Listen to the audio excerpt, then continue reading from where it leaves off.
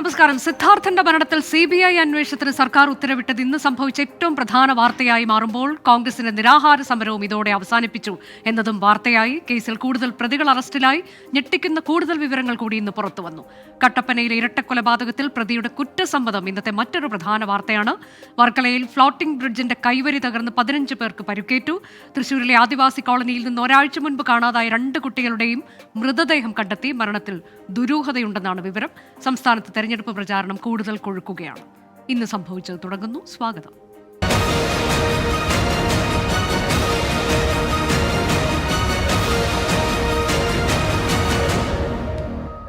ഇന്ന് സംഭവിച്ചതിലേക്ക് വിശദമായി. കട്ടപ്പനയിലെ ഇരട്ടക്കൊലയിൽ വളരെ നിർണായകമായ വിവരങ്ങൾ ഇന്ന് പുറത്തുവന്നു. പ്രതിയുടെ കുറ്റസമ്മതമാണ് അതിൽ ഏറ്റവും പ്രധാനം. ആ വാർത്തയിലേക്കാണ് ആദ്യം. കട്ടപ്പനയിലെ അരും കൊലയുടെ ചുരുളഴിയുന്നു.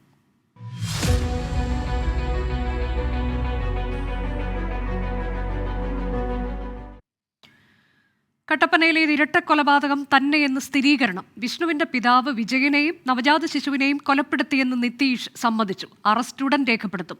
മൃതദേഹാവശിഷ്ടം കണ്ടെത്താൻ കാഞ്ചിയാറിലെ വീടിന്റെ തറ പൊളിച്ച് ഉടൻ പരിശോധന നടത്തും.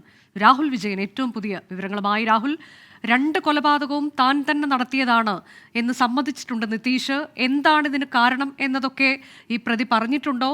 ആഭിചാര കർമ്മങ്ങൾ നടത്തുന്ന പതിവുണ്ടായിരുന്നു, ഇയാൾ പൂജാരിയായിരുന്നു എന്നൊക്കെ റിപ്പോർട്ടുകളുണ്ട്. അതിന്റെ ഭാഗമായായിരുന്നോ കൊലപാതകം നടത്തിയത്? കൂടുതൽ വിവരങ്ങൾ എന്തെങ്കിലും പോലീസ് പറയുന്നുണ്ടോ? തറ പൊളിച്ചുള്ള പരിശോധനയൊക്കെ ഇന്ന് തന്നെ ഉണ്ടാകുമോ? ഈ കൊലപാതകത്തിന് പിന്നിലെ കാരണങ്ങൾ എന്ത് എന്നുള്ളതിൽ ഇപ്പോഴും ഒരു വ്യക്തതക്കുറവുണ്ട്.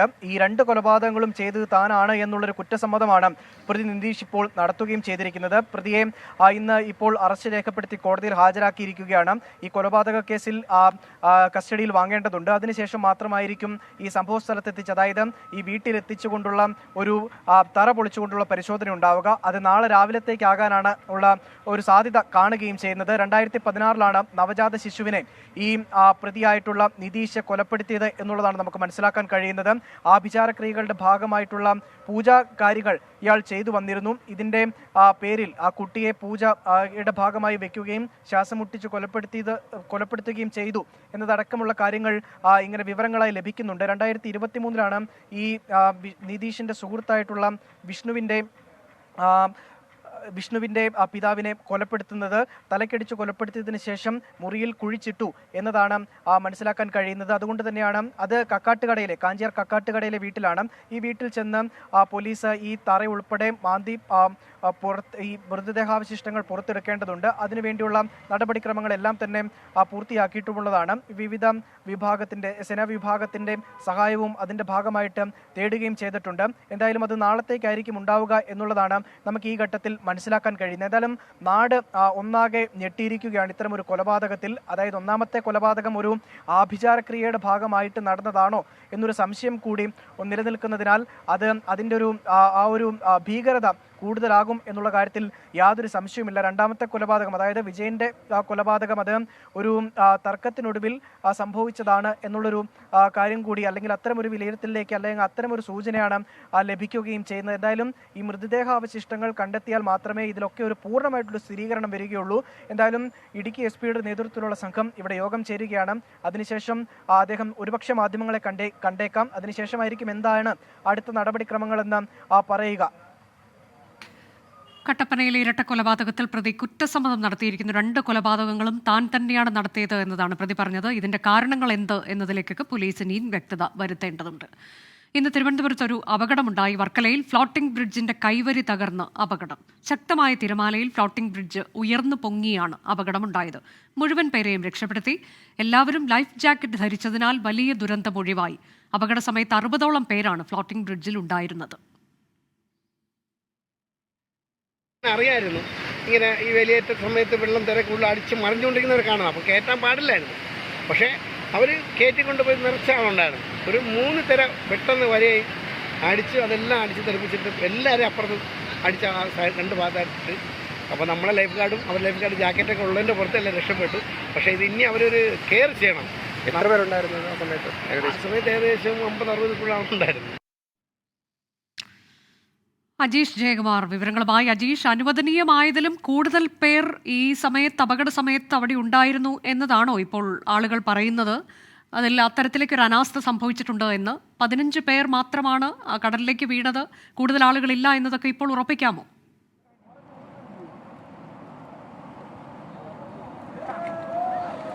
അനുജ, എന്തായാലും ഈ ഫ്ലോട്ടിംഗ് ബ്രിഡ്ജ് എന്ന് പറഞ്ഞത് 2 മാസം മുമ്പ് ഉദ്ഘാടനം ചെയ്തതാണ്. ഈ ഫ്ലോട്ടിംഗ് ബ്രിഡ്ജ് ഇവിടെ ഏതാണ്ട് സാധാരണ 100ഓളം ആളുകൾ സ്ഥിരം ഈ ഫ്ലോട്ടിംഗ് ബ്രിഡ്ജിൽ കയറി ഉല്ലസിക്കാൻ ഉള്ളതാണ് പതിവ്. കാരണം ഈ ശനി ഞായർ അവധി ദിവസങ്ങളിൽ വലിയ തിരക്കാണ് ഇവിടെ അനുഭവപ്പെടാറ്. ഇന്ന് ഏതാണ്ട് 50-60 ആളുകൾ, അത്രത്തോളം ആളുകളാണ് ഇതിനകത്ത് ഉണ്ടായിരുന്നത്. സാധാരണ ഈ വേലിയേറ്റ സമയത്ത് ഈ വർക്കല ബീച്ചിൽ ഇത് തിരമാലകൾ വൈകിട്ടോടെ വലിയ തിരമാലകൾ ഉണ്ടാകുന്നത് പതിവാണ്. അത്തരത്തിൽ ഇന്നും ഈ വൈകിട്ടോടെ ഇതിനകത്തേക്ക് ആളുകളെ പ്രവേശിപ്പിക്കുന്ന സമയത്ത് ലൈഫ് ഗാർഡുകൾ മുന്നറിയിപ്പ് നൽകിയിരുന്നു. വലിയ തിരമാലകളുണ്ട്, നിങ്ങൾ അധികം നേരം അവിടെ നിൽക്കരുത് എന്നൊരു മുന്നറിയിപ്പ് നൽകിയിരുന്നു. അതുകൊണ്ട് എല്ലാവരും തന്നെ ഇതിനകത്ത് പ്രവേശിച്ച എല്ലാവരും തന്നെ ലൈഫ് ജാക്കറ്റുകൾ ധരിച്ചിട്ടുണ്ടായിരുന്നു. പക്ഷേ ഈ ആളുകൾ അവിടെ ഇതിൻ്റെ അറ്റത്ത്, നമ്മൾ ഈ കാണുന്ന ദൃശ്യങ്ങളിൽ കാണുന്ന പോലെ ഇതിൻ്റെ അറ്റത്ത് നിൽക്കുന്ന സമയത്ത് വലിയൊരു തിരമാല ഈ ഫ്ലോട്ടിംഗ് ബ്രിഡ്ജിൻ്റെ മുകളിൽ കൂടി, ഈ ആളുകളുടെ മുകളിൽ കൂടി അടിച്ച് വരികയും ഈ സൈഡിൽ കാണുന്ന, നമ്മളിൽ കാണുന്ന ഈ സംരക്ഷണ വേലി, ഈ കൈവേലി പൊട്ടിപ്പോവുകയുമാണ് ചെയ്തത്. അങ്ങനെയാണ് ഈ ആളുകളെല്ലാം കടലിലേക്ക് പോയത്. ഈ വലിയ തിരമാല വരുന്നത് കണ്ട് ഈ കുറേ ആളുകൾ, ഇതിൻ്റെ പിന്നിൽ നിന്ന് ആളുകളൊക്കെ പിന്നോട്ട് ഓടിപ്പോവുകയുണ്ടായി. എന്തായാലും ഈ 16 ആളുകൾ ആണ് കടലിൽ വീണത്. പക്ഷേ ഇതിനിപ്പോൾ തന്നെ വലിയ തിരക്കുണ്ടായിരുന്നു, വലിയ ആളുകളുണ്ടായിരുന്നു. ഈ ഏജൻസി, ഇതിൻ്റെ നടത്തിപ്പുകായ ഏജൻസിയുടെ ആളുകൾ ഇവിടെ ഉണ്ടായിരുന്നു. ഇവരെല്ലാം തന്നെ പെട്ടെന്ന് അവരെ രക്ഷപ്പെടുത്തി ആശുപത്രിയിലേക്ക് കൊണ്ടുപോവുകയും ചെയ്തു. എന്തായാലും നമുക്ക് ഈ ദൃശ്യങ്ങളിൽ കാണുന്ന പോലെ ഇതൊരു ഫൈബർ കൊണ്ടുണ്ടാക്കിയ ഒരു സംഗതിയിലാണ് ഇത് പ്രവർത്തിക്കുന്നത്. തിരമാലകൾ അടിക്കുമ്പോൾ ഇത് ഉയരുകയും അതിനനുസരിച്ച് താഴുകയും ചെയ്യുന്നൊരു സംവിധാനമാണിത്. ആ സംരക്ഷണ വേലിയാണ് പൊട്ടിയിരിക്കുന്നത്. ഇതിൻ്റെ പക്ഷേ ഈ സംരക്ഷണ വടം ഇത് സാധാരണ ഒരു കയർ മാത്രമാണ്. സാധാരണ ഇത്തരം സംഗതികളിൽ പ്ലാസ്റ്റിക് കൊണ്ടുള്ള കുറച്ചും കൂടെ ബലമുള്ള കയറുകളാണ് ഉപയോഗിക്കുന്നത്. പക്ഷേ ഇവിടെ ഉപയോഗിച്ചിരിക്കുന്നത് സാധാരണ ഒരു കയറ് മാത്രമാണ്. അതാണ് ഈ പെട്ടെന്ന് ഇത് പൊട്ടാൻ കാരണമെന്നാണ് പറയുന്നത്. എന്തായാലും ഈ കടലിൽ വീണ ആളുകളൊക്കെ തന്നെ രക്ഷപ്പെട്ടിട്ടുണ്ട്. ഇതിൽ 4 പേരെ ഇപ്പോൾ മെഡിക്കൽ കോളേജിലേക്ക് മാറ്റിയിട്ടുണ്ട്. പക്ഷേ അവരുടെയും ആരോഗ്യനില അത്ര ഗുരുതരമല്ല. ഇത് അപകടം നടന്നപ്പോൾ ഉണ്ടായ ആ ഒരു പേടിയും അതിൻ്റെ ഒരു ആഘാതവും കാരണമാണ് അവരിപ്പോൾ മെഡിക്കൽ കോളേജിലേക്ക് മാറ്റിയിട്ടുണ്ട്. പക്ഷേ അവരെല്ലാം അപകടനില തരണം ചെയ്തിട്ടുണ്ട്. ഇവിടേക്ക് ഇതിൻ്റെ ആളുകളൊക്കെ തന്നെ എത്തി പരിശോധന നടത്തി. എന്തായാലും ഇനി ഈ മാസത്തോടെ വർക്കല ബീച്ചിൻ്റെ ഈ ഒരു സീസൺ കഴിയുകയാണ്. അതോടെ തന്നെ വീണ്ടും ഇത് അടച്ചിടും. കാരണം വേലിയേറ്റ സമയത്ത് നമുക്ക് കുറച്ചും കൂടെ കടൽ ഇതിൻ്റെ ഉള്ളിലേക്ക് കയറി അതിൻ്റെ തീരത്തോട് ചേർന്ന് നിൽക്കും. അപ്പോൾ ആ സമയത്ത് ആളുകൾക്കൊന്നും പ്രവേശനം ഉണ്ടാവില്ല. അതുകൊണ്ടാണ് എന്തായാലും ഇന്ന് ഈ ശനി ഞായർ ദിവസങ്ങളിൽ വലിയ തിരക്കാണ് വർക്കല പാപനാശം ബീച്ചിൽ അനുഭവപ്പെടുന്നത്. അതുകൊണ്ടാണ് ഇത്രയും ആളുകൾ ഇവിടെ എത്തിയത്. എന്തായാലും ആളുകളെല്ലാം രക്ഷപ്പെട്ട് എന്നുള്ളത് ഒരു ശുഭകരമായ വാർത്തയാണ്. അവരെല്ലാവരും 4 പേര് മാത്രമാണ് ഇപ്പോൾ മെഡിക്കൽ കോളേജിലുള്ളത്. ബാക്കിയുള്ളവരെ ഇപ്പോൾ പ്രാഥമിക ശുശ്രൂഷയ്ക്ക് ശേഷം എന്തായാലും കുറച്ച് കഴിയുമ്പോൾ ഇവിടുത്തെ വർക്കല താലൂക്ക് ആശുപത്രിയിൽ നിന്നും ഡിസ്ചാർജ് ചെയ്യുകയും ചെയ്യും. വീണ്ടും ഇന്ന് സംഭവിച്ചതിലേക്ക്. തൃശൂർ വെള്ളിക്കുളങ്ങര ശാസ്താംപൂവം ആദിവാസി കോളനിയിൽ നിന്ന് കാണാതായ 2 കുട്ടികളുടെയും മൃതദേഹം കണ്ടെത്തി. 8 വയസ്സുള്ള അരുൺകുമാർ, 15 വയസ്സുള്ള സജിക്കുട്ടൻ എന്നിവരാണ് മരിച്ചത്. തേനെടുക്കാൻ കയറിയ അരുൺ മരത്തിൽ നിന്ന് വീണ് മരിച്ചു എന്നാണ് പ്രാഥമിക നിഗമനം. 2 മൃതദേഹത്തിന്റെയും കാലപ്പഴക്കത്തിൽ വ്യത്യാസം ദുരൂഹത ഉയർത്തുന്നുണ്ട്. സൂരജ് സജി വിവരങ്ങളുമായി. സൂരജ്, ഈ 2 മരണവും ഏത് തരത്തിൽ സംഭവിച്ചിട്ടുണ്ട് എന്നതിൽ വ്യക്തത പോലീസിന് വരുന്നത് എപ്പോഴാണ്? പോസ്റ്റ്മോർട്ടം നടപടികൾ എന്ന് നടക്കും?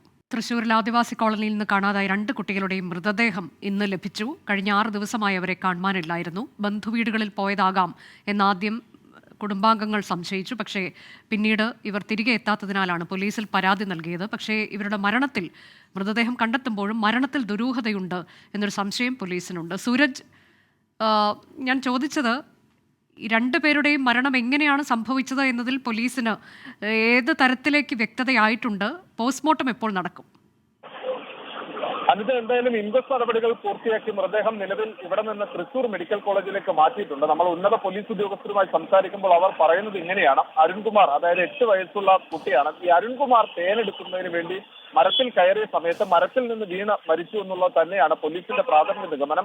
അത് പോലീസ് ഏറെക്കുറെ ഉറപ്പിക്കുന്നുമുണ്ട്. പക്ഷേ ഈ സജിക്കുട്ടന്റെ മരണത്തിലാണ് ഇപ്പോഴും ഒരു ദുരൂഹത തുടരുന്നത്. എന്താണ് മരണകാരണം എന്നത് ഈ ഇൻക്വസ്റ്റ് നടപടികളിൽ ഒന്നും തന്നെ കണ്ടെത്താൻ സാധിച്ചിട്ടില്ല. അതുകൊണ്ട് തന്നെ പോസ്റ്റ്മോർട്ടം നടപടികളിലൂടെ മാത്രമേ മരണകാരണം എന്ത് എന്നത് കണ്ടെത്താൻ കഴിയുകയുള്ളൂ എന്നുള്ളതാണ് പോലീസ് അറിയിക്കുന്നത്. എന്തായാലും ഡോഗ് സ്ക്വാഡിനെയും അതുപോലെ തന്നെ ഈ വിരലടയാള വിദഗ്ധരെയും എല്ലാം എത്തിച്ചുകൊണ്ടുള്ള ഒരു തിരച്ചിൽ ഈ വനത്തിന്റെ എല്ലാ മേഖലയിലും തന്നെ ഈ ഡോഗ് സ്ക്വാഡ് ഉടനെ എത്തിച്ചുകൊണ്ടുള്ള ഒരു തിരച്ചിലൊക്കെ അത്തരത്തിലേക്കുള്ള അന്വേഷണം പോലീസിന്റെ ഭാഗത്ത് നിന്ന് നടത്തുന്നുണ്ട്. പോസ്റ്റ്മോർട്ടം റിപ്പോർട്ട് കൂടി വന്നാൽ മാത്രമേ എന്താണ് മരണകാരണമെന്ന് സ്ഥിരീകരിക്കാൻ കഴിയൂ. എന്നാൽ അരുൺകുമാറിന്റെ മരണത്തിന് കാരണം തേനെടുക്കാൻ മരത്തിൽ കയറിയപ്പോൾ വീണ് മരിച്ചതാണ് എന്നതാണ്. സജിക്കുട്ടന്റെ മരണം എങ്ങനെ സംഭവിച്ചു എന്നതിലാണ് ഇനിയും അവ്യക്തതയുള്ളത്. ഇനി തെരഞ്ഞെടുപ്പ് രംഗത്തേക്കാണ്. കളം പിടിക്കാൻ സ്ഥാനാർത്ഥികൾ.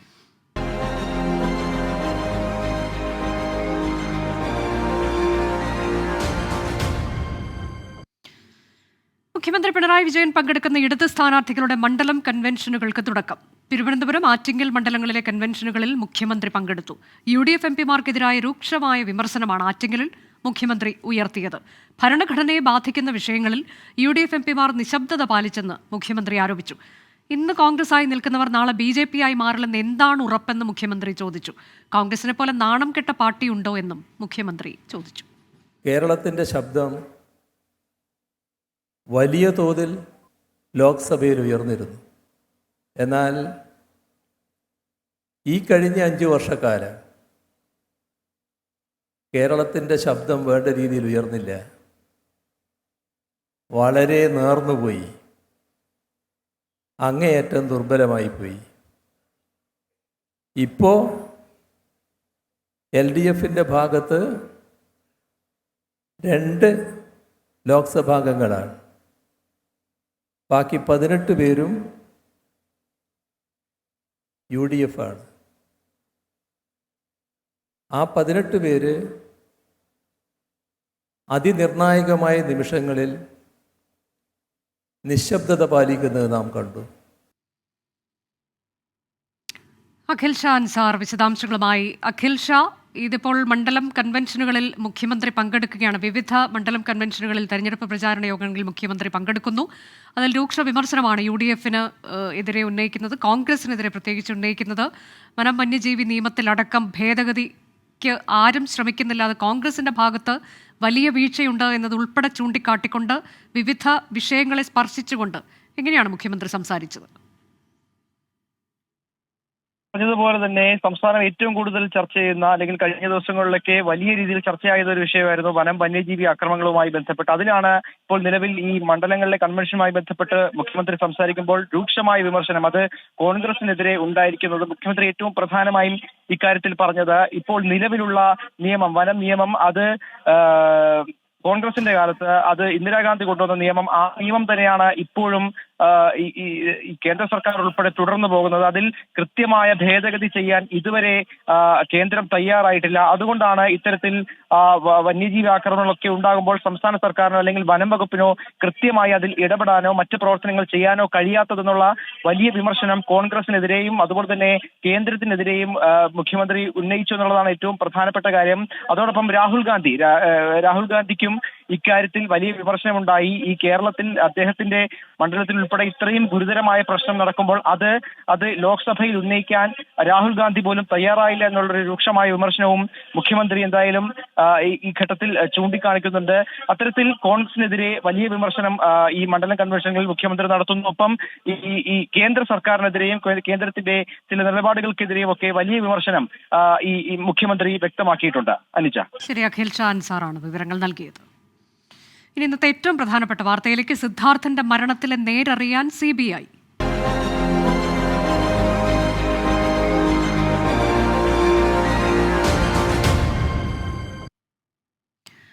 പൂക്കോട് വെറ്ററിനറി കോളേജിലെ JS സിദ്ധാർത്ഥന്റെ മരണത്തിൽ CBI അന്വേഷണം പ്രഖ്യാപിച്ച് സർക്കാർ.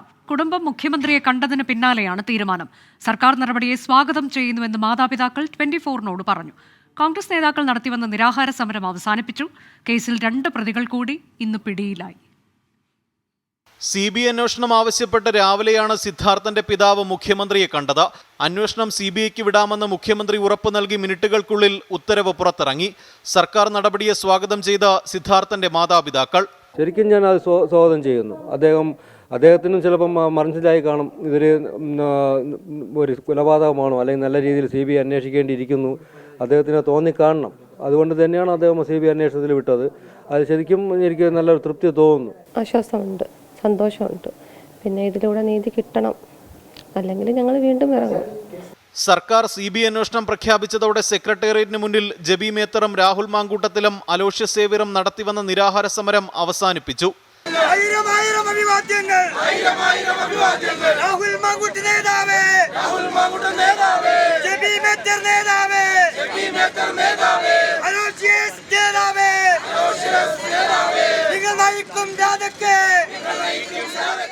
CBI അന്വേഷണം ഇക്കാര്യത്തിൽ വേണമെന്ന് ആവശ്യപ്പെട്ടുകൊണ്ടാണ് ഇവർ 3 പേരും ചരിത്രത്തിലാദ്യമായി കോൺഗ്രസിൻ്റെ പ്രധാനപ്പെട്ട സംഘടനകൾ 3ൻ്റെയും പ്രസിഡന്റുമാർ ഒരു ചരിത്രപ്രധാനമായ ഒരു സമരം ആരംഭിച്ചത്. സിദ്ധാർത്ഥിൻ്റെ മാതാപിതാക്കൾ ഇന്ന് മുഖ്യമന്ത്രിയെ കാണുകയും മുഖ്യമന്ത്രി അവർക്ക് CBI അന്വേഷണം ഉറപ്പ് കൊടുത്തിട്ടുണ്ടെന്ന് അറിയിക്കുകയും ചെയ്തു. മാത്രമല്ല സിദ്ധാർത്ഥിൻ്റെ പിതാവ് ഇവരോട് ഇവരുടെ ആരോഗ്യനില മോശമായതുകൊണ്ട് ഈ അന്വേഷണത്തിന് ഉറപ്പ് കിട്ടിയ സാഹചര്യത്തിൽ ഇത് അവസാനിപ്പിക്കണമെന്നാണ് ആവശ്യപ്പെട്ടിരിക്കുന്നത്. അതുകൊണ്ട് ഞാൻ ഇവരെ 3 പേരെയും പ്രത്യേകമായി അഭിനന്ദിക്കുന്നു. ഇവർ നടത്തിയ പോരാട്ടത്തിൻ്റെ ഫലമാണ് ബലം പിടിച്ചു നിന്ന ഗവൺമെൻറ്റും മുഖ്യമന്ത്രിയും അവസാനം CBI അന്വേഷണം നടത്താം എന്നുള്ള തീരുമാനത്തിലേക്ക് പോയത്.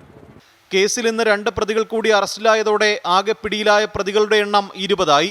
ഇരുവരെയും ഉടൻ പോലീസ് കസ്റ്റഡിയിൽ വാങ്ങും.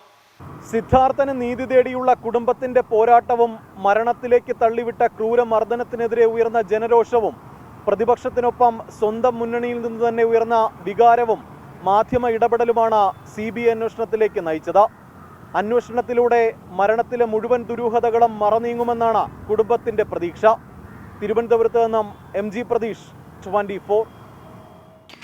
സിദ്ധാർത്ഥന്റെ മരണത്തിൽ ഡീനിനെതിരെ ഗുരുതര വെളിപ്പെടുത്തലുമായി വിദ്യാർത്ഥികൾ. കോളേജിൽ നടന്ന കാര്യങ്ങൾ പുറത്തു പറയരുതെന്ന് ഡീനും അസിസ്റ്റന്റ് വാർഡനും ആവശ്യപ്പെട്ടെന്ന് ആന്റി റാഗിംഗ് സ്ക്വാഡിന് വിദ്യാർത്ഥികൾ മൊഴി നൽകി.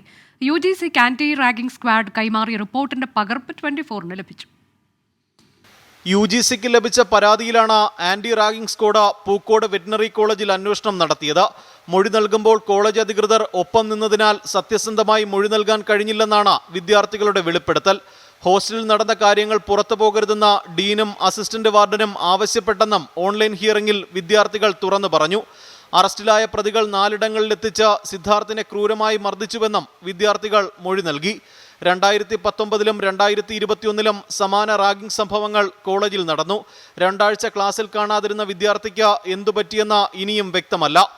കോളേജിൽ രാഷ്ട്രീയ പ്രവർത്തനങ്ങൾ നിരോധിക്കണമെന്നും ആന്റി റാഗിംഗ് സ്ക്വാഡ് ശുപാർശ ചെയ്തു. തങ്ങളുടെ പരാതികൾ ശരിവെക്കുന്നതാണ് UGC റിപ്പോർട്ടെന്ന് സിദ്ധാർത്ഥിന്റെ പിതാവ് പ്രതികരിച്ചു.